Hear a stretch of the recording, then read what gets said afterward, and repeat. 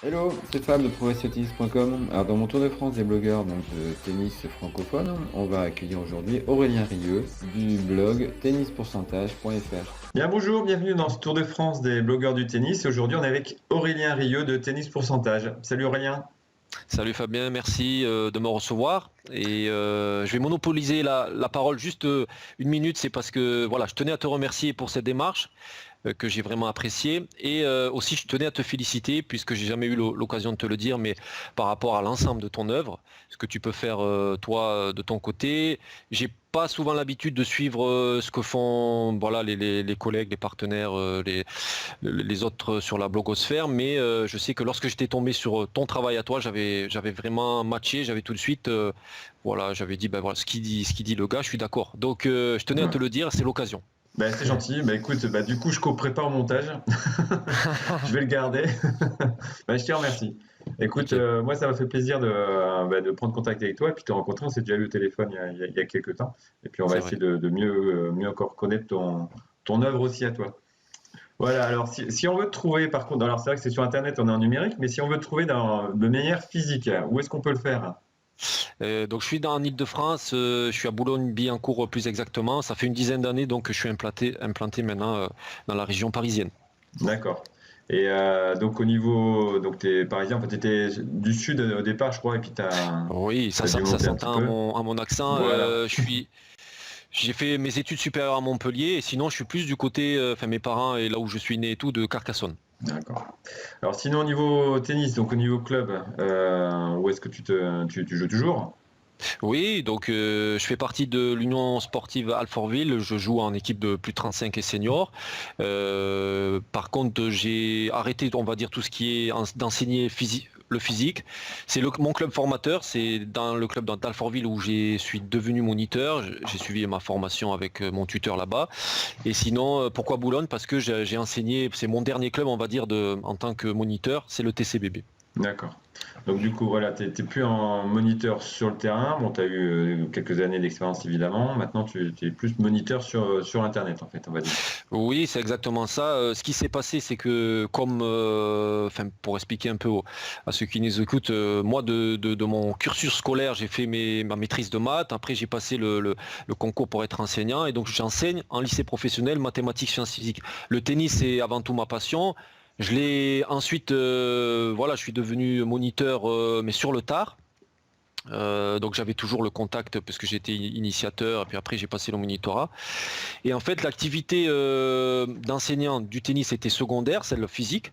Et l'Internet a pris un pas dessus parce que même en termes, je vais dire, purement financiers, l'activité d'Internet était supérieure à l'activité physique. Donc Hmm. j'ai préféré me consacrer finalement essentiellement au site Internet. D'accord. Bon, ça nous fait un point commun. Je suis enseignant aussi dans l'éducation nationale et Eh oui, avec le eh DE oui. à côté. Bien. Alors donc du coup, cette activité Internet, alors quand est-ce elle a démarré pour toi? Donc ça fait 3 ans. On pourrait prendre les trois bougies puisque c'est novembre 2013. Octobre-novembre 2013 et à cette époque d'ailleurs j'avais été en contact avec les blogueurs du moment.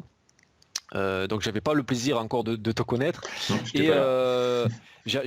voilà, j'avais débarqué sur la toile grâce à un e-book collaboratif puisque ça avait été pour moi une façon oui, d'arriver, de me faire connaître et un peu ma pédagogie sur le tennis. D'accord. Et du coup, qu'est-ce que, bon, je sais pas si tu y pensais le matin en te rasant, mais à quel moment finalement, qu'est-ce qui a été le déclic là pour te dire, bon, allez, je vais faire un blog? Non, ça, je pense que j'ai un autre blog sur mon métier principal. Finalement, c'est le lycée professionnel et maths physique, sur lequel j'aide les collègues qui entrent dans l'éducation nationale. Et après, ça m'a paru naturel de faire la même chose par rapport au public du tennis. D'accord, très bien. Et finalement, quand t'as démarré, est-ce que tu avais déjà une idée de ce qu'est ton blog maintenant? Ou est-ce qu'au début, tu t'es dit, bon, je vais faire quelques articles, ou est-ce que tu avais l'idée de faire des programmes à la vente dès le départ? Oui, en fait, mon idée majeure, et c'est toujours ce que je partage le plus sur le site, c'est vraiment enfin, le tennis pourcentage et comment tu peux progresser au tennis de façon, j'allais dire, méthodique et un peu style ordinateur avec les statistiques. Donc ça, j'ai gardé cette ligne éditoriale tout au long de ces 3 années de publication. Bien sûr que ça engendre après d'autres questions de tactique, mentale, physique, technique, mais comment je me suis fait connaître, comment les internautes me trouvent, ce qui fait ma particularité, là où j'ai beaucoup de discussions, c'est sur cette façon d'appréhender le tennis par rapport aux statistiques. Mais ça remonte à mes années fac. Lorsque je me suis posé moi-même la question de savoir comment j'allais progresser. Et à l'époque, d'ailleurs, ce qui est marrant, je le faisais moi à la main avec le crayon et la feuille. Donc voilà, c'est surtout ça que j'ai essayé de partager en tout premier lieu sur mon site. D'accord, donc tu as gardé une connexion entre ton métier de cœur et puis, de base, je veux dire, et puis le tennis. Ok.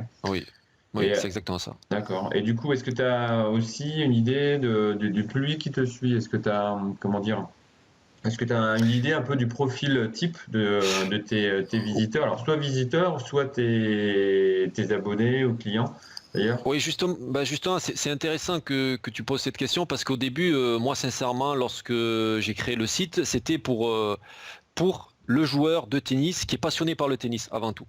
Et je me suis rendu compte au fur et à mesure des discussions que j'avais, à la fois avec les visiteurs, ceux qui étaient inscrits, puis ceux qui m'ont fait confiance et qui ont acheté différents de mes programmes, qu'ils recherchaient plus justement cette alternative à l'enseignement classique que tu peux trouver dans les clubs, avec une autre vision et qui me correspond aussi, où elle est beaucoup plus réfléchie sur ton apprentissage. Elle est moins, on va dire, mécanique, moins investissement, de telle manière que moi, j'ai très peu de jeunes de compétiteurs, et je vais avoir plus un public d'adultes qui réfléchit à sa pratique, qui essaie de faire les choses correctement, qui n'a pas forcément le temps de jouer, tu vois, tous les jours, tous les soirs et faire des paniers de balles à gogo.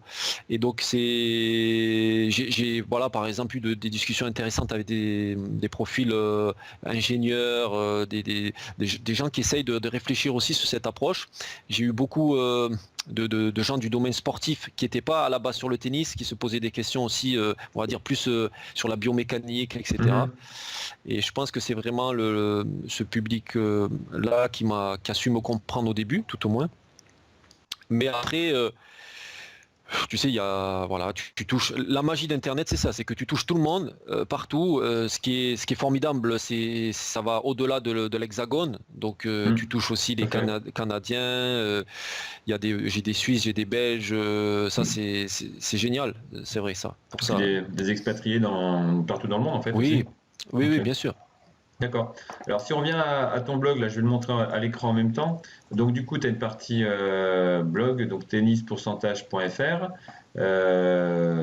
avec quelques articles. Donc, tu l'as restructuré il y a pas très longtemps. Tu as des articles gratuits, tu as des catégories avec certains thèmes. Donc, ça, c'est ta partie, on va dire, visible.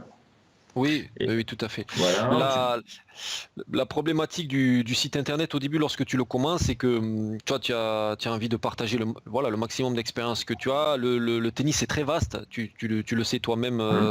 On a beaucoup de thématiques après qui peuvent s'affiner.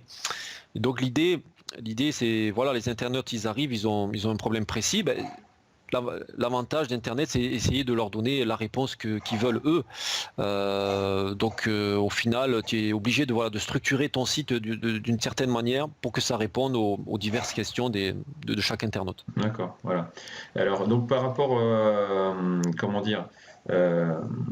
fait de connaître, donc tu as des supports parallèles. Donc, tu as essayé, enfin, du moins, tu as démarré une chaîne YouTube, Tennis Pourcentage.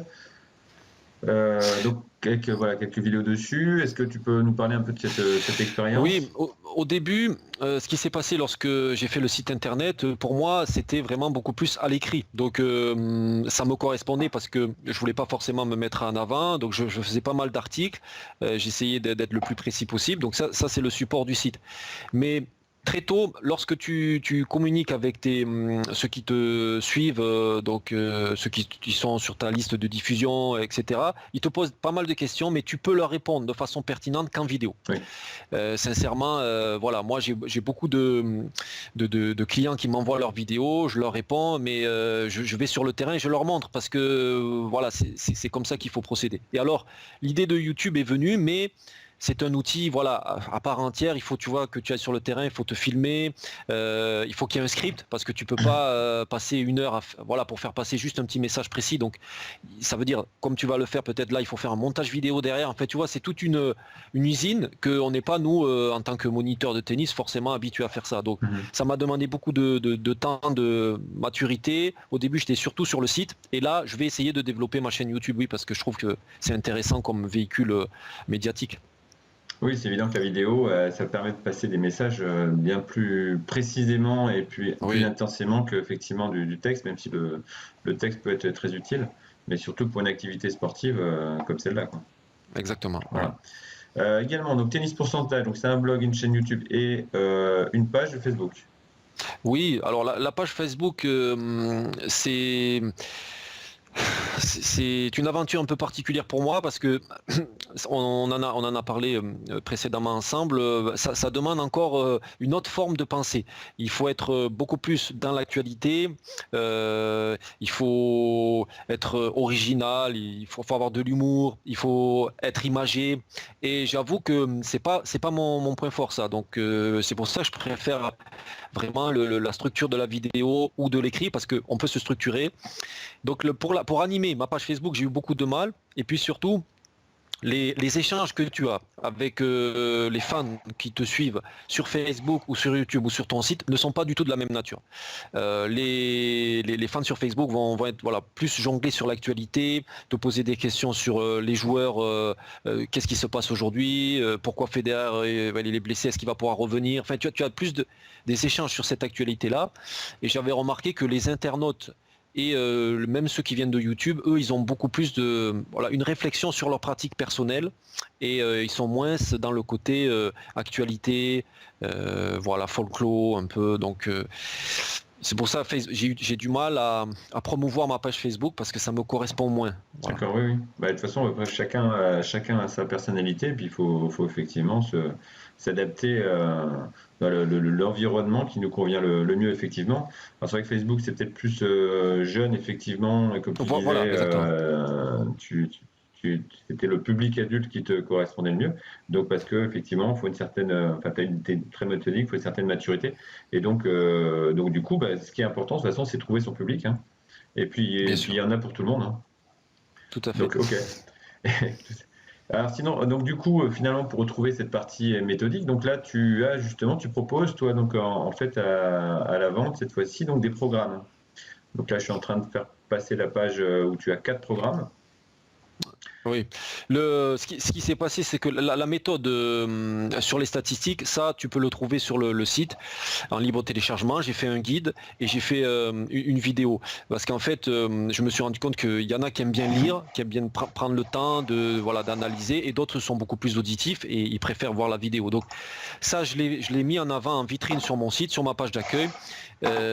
Et après, en gros, si tu veux, pour moi, c'est un filtre. C'est-à-dire que les internautes qui adhèrent à cette vision un peu méthodique, analytique, derrière, après, ils vont avoir d'autres questions et ils peuvent suivre les différents programmes. Mais j'allais dire, le prérequis, c'est vraiment avoir cet état d'esprit de est-ce que je peux avoir une pratique un peu autodidacte, personnelle et avoir du recul sur ma pratique. Et l'énorme avantage que j'ai trouvé auprès de mon public, c'est que ils ont compris ça et ils le font souvent avec des partenaires eux-mêmes. Ils n'ont pas forcément de profs ou de moniteurs qui les suivent dans leur club. Où ils le font, certains, c'est par exemple le père ou la mère ou le frère qui, tu vois, suit, qui regarde les matchs et qui fait l'application statistique. Donc c'est cet échange-là qui est intéressant. Et ensuite, une fois que tu analyses tes statistiques, forcément tu fais ressortir toutes tes lacunes, tes carences, donc que ce soit mental, tactique, physique, technique. Et là après tu peux basculer sur les formations, on va dire beaucoup plus abouties et où tu mets ta casquette de moniteur, d'enseignant Et c'est les 4 programmes que je propose là à l'heure actuelle sur cette page. D'accord, c'est vrai que de toute façon, les joueurs qui vont avoir meilleure progression, c'est ceux qui vont être investis et autonomes et qui vont vraiment se poser des questions sur leur jeu. Et après, il y a beaucoup de joueurs aussi qui sont dans les petits clubs, qui n'ont pas forcément un moniteur dans leur club et qui ont besoin de trouver des solutions de manière autonome. Donc du coup, oui, ça c'est la première des choses. Et deuxième des choses, c'est que lorsque par exemple là on est en novembre et que tu veux avoir cette vision sur le moyen terme, dire en novembre prochain j'aimerais avoir concrétisé tout l'investissement que j'ai en temps et en argent que j'ai fait dans ma passion le tennis, comment être sûr de progresser? C'est-à-dire comment il faut quand même avoir une certaine logique, planifier ses entraînements, planifier son tournoi, et ça s'improvise pas, et planifier surtout ce que tu vas travailler et comment tu vas pouvoir l'exploiter après un match. Et c'est là où je te dis, je retrouve un peu mon public phare parce que les jeunes, ils sont très enthousiastes, ils ont une dynamique physique qui est indéniable, ils peuvent brasser beaucoup d'entraînement. Lorsqu'après tu viens et que tu as ta famille, tu as ton métier, que tu peux t'entraîner peut-être qu'une fois par semaine, il faut que tu puisses faire les choses de façon planifiée. D'accord. Je suis en train de présenter la première page de Dark Player. Voilà, donc les gens pourront visualiser donc le contenu du programme, par exemple. Voilà, avec des questions. Oui, alors les programmes, en fait, tu sais, ils reprennent les 4 dominantes du tennis. Parce que lorsque tu as les internautes qui te posent des questions, moi je peux les mettre à chaque fois dans les 4 catégories. C'est-à-dire soit c'est le mental, soit c'est la tactique, soit il y a beaucoup de techniques aussi, parce qu'ils sont très demandeurs dans le sens où c'est très frustrant lorsque tu n'arrives pas à bien servir ou tu as un problème en revers. Et puis après il y a l'entraînement avec la méthode statistique et vidéo, puisque je me suis rendu compte aussi, à chaque fois que je demande à un client qui suit une de mes formations, est-ce qu'il pourra avoir la possibilité de se filmer et de m'envoyer, ils te répondent oui, parce que maintenant avec nos smartphones, on peut tout le temps se filmer. Et justement, je leur dis, ne voyez pas un inconvénient à ça, puisque vous pouvez venir avec votre conjoint ou votre enfant ou un collègue d'entraînement. Il suffit qu'il vous filme un match une fois, et après, à partir de là, on peut planifier l'entraînement et voir un peu comment il faut travailler. D'accord, très bien. Alors du coup, ça fait 3 ans, donc maintenant je pense que tu as une vision bien aboutie de ton environnement en fait. Et puis, mais est-ce que tu as une vision à 2-3 ans? Est-ce que tu vas continuer à le maintenir, peut-être proposer des programmes? Est-ce que tu as une idée de le faire évoluer? Sincèrement, ce qui m'a fait un peu quitter l'enseignement physique, vraiment les heures où que tu dois passer avec le bonnet, sous la neige, sous la pluie, enseigner ce que je faisais là au TCBB, etc. Et avec un public qui n'est pas forcément motivé puisqu'on leur donne un créneau qui ne leur convient pas forcément. Donc c'était un peu pour ça que j'étais venu sur l'aspect Internet. Et maintenant, ce que j'aimerais faire, je pense que c'est à terme, mais on va dire moyen terme, que je développerai, c'est après de nouveau du présentiel, mais avec ceux, comme je t'ai dit, qui ont compris cette logique d'entraînement, qui adhèrent au programme.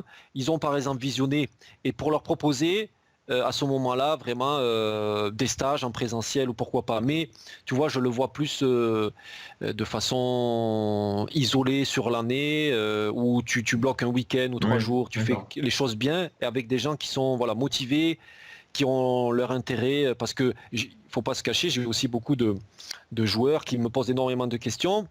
C'est intéressant, mais après ils mettent pas en application derrière. Donc lorsque je les suis sur une année, au final, je me rends compte que c'est difficile, tu vois, pour qu'ils arrivent à s'organiser, à mettre les choses en place.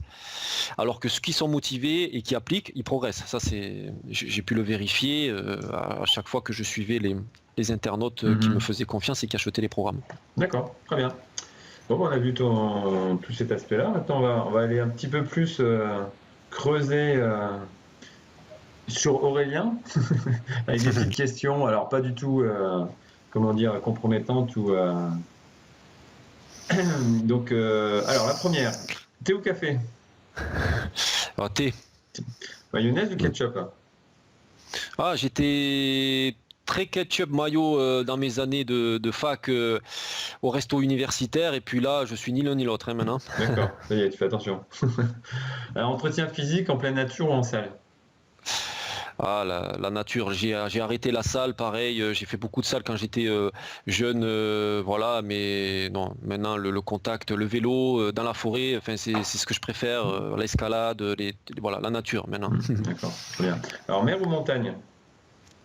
Ah, ça, mer, incontestable. Je regrette mes années de Montpellier où j'allais à Palavas-les-Flots, à Carnon, à la Grande Motte, me baigner. Et j'espère un jour pouvoir d'ailleurs y retourner. D'accord, très bien. Apple ou Samsung? Apple, depuis 10 ans, ils m'ont converti. J'ai eu le premier iPhone et là, ouais, je T'as les ai suivis. enchaîné. D'accord. Alors, Ed ou Wilson? Bon, tu as droit à une autre réponse. Non, je suis Wilson. J'ai toujours, enfin, depuis aussi loin que je me souviens, j'ai toujours été Wilson. Voilà, ça D'accord. aussi. Très bien. Fraise ou framboise? Fraise, ah, c'est trop acidulé la framboise. D'accord. Spaghetti ou nem? Ah, spaghetti. Pour le sportif, c'est bien. Ah oui. Manger ou dormir? Oh, ça c'est C'est mes compliqué. deux péchés préférés. Donc non, je dirais dormir. C'est quelque chose, oui, pour moi qui est vital, qui est sain. Il faut que tu puisses dormir pour voilà, récupérer musculairement, mais aussi cérébralement. Donc dormir. Ouais, ok. Alors, tennis, paddle ou beach tennis? Non, c'est tennis, tennis. Quand je mangeais, je buvais, je me levais, je regardais la télé, tennis, et ça reste vraiment ma passion avant tout, hein, le tennis. D'accord. Optimiste ou pessimiste? Non, optimiste, oui. Mais avec un petit peu de réflexion, je te dirais pragmatique et réaliste. Ça correspond de nouveau à ma façon de réfléchir, mais optimiste, oui, il faut être optimiste. Bain ou douche? Alors, j'aimerais bien les bains, mais en région parisienne, nos apparts ils sont un peu réduits, donc on a fait une douche, hein. D'accord. Alors, indoor ou outdoor? Ah, indoor. J'adore, voilà, j'aime bien les surfaces rapides, indoor. Si je dois te jouer d'ailleurs, je pense que c'est là où j'ai peut-être une chance de te battre, mais extérieur avec le vent, là-bas à Montpellier lorsqu'il y a du vent, non, ça c'est pas pour moi. Pourtant, il y en avait, ouais. Il y en a toujours d'ailleurs. Alors, chocolat noir ou blanc? Ah, chocolat blanc, le noir, le vrai noir, il est amer, hein, trop amer. Alors, viande ou salade? Ah, viande, je suis un carnassier, hein. Ah. Revers lifté ou coupé? Ah, les deux, ce qui est génial, c'est la variation. Tu fais voilà, du chop, puis tout d'un coup tu liftes, ou l'inverse, tu liftes et puis tout d'un coup tu fais un coupé. C'est le mieux. Voilà, changement de rythme et de trajectoire. Oui, eh oui. Alors, tu es à Boulogne, mais Billancourt, mais Paris ou Barcelone? Ah, je dirais Paris par atmosphère, parce que tu baignes là-dedans. Donc voilà, Paris. Ok. Foot ou rugby? Oh, tennis. T'as raison. Alors, terre battue ou dur? Non, dur, ça correspond plus à mon ton profil jeu. de jeu. J'adore la terre battue, là je vais le dire, parce que physiquement c'est moins traumatisant maintenant. J'aime bien aussi la palette de la variation que tu peux faire, tu vois, les amortis, les lobes, les changements, ça prend bien les effets. Mais de par ma formation de joueur, c'était dur à la base. Ok. Chien ou chat? Un chien. On a toujours eu des chiens dans ma famille, donc je suis un peu conditionné comme ça, j'adore les chiens, oui. Ok. Ville ou campagne? À ville.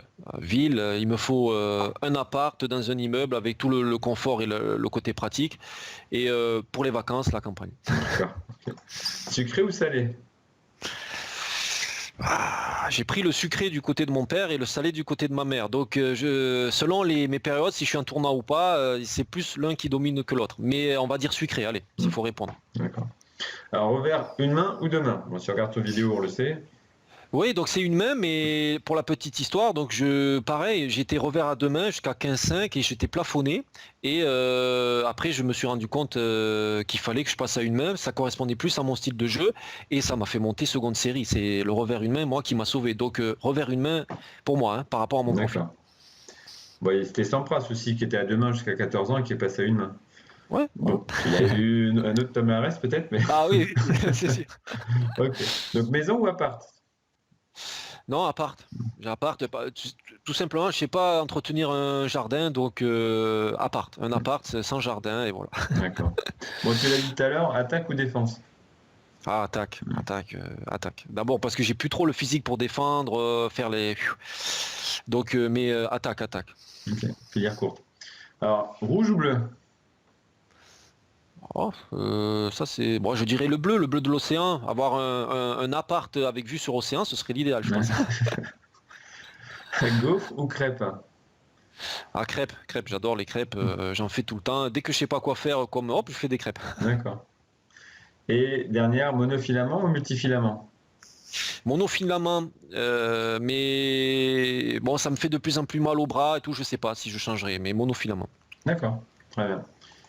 Bah parfait, bah écoute, on a terminé Aurélien. Bon, on a fait un bon tour de ton environnement, on connaît mieux maintenant, on comprend un peu mieux ta façon de voir les choses et puis comment dire, ta structuration donc, autour de ton blog et tous tes programmes.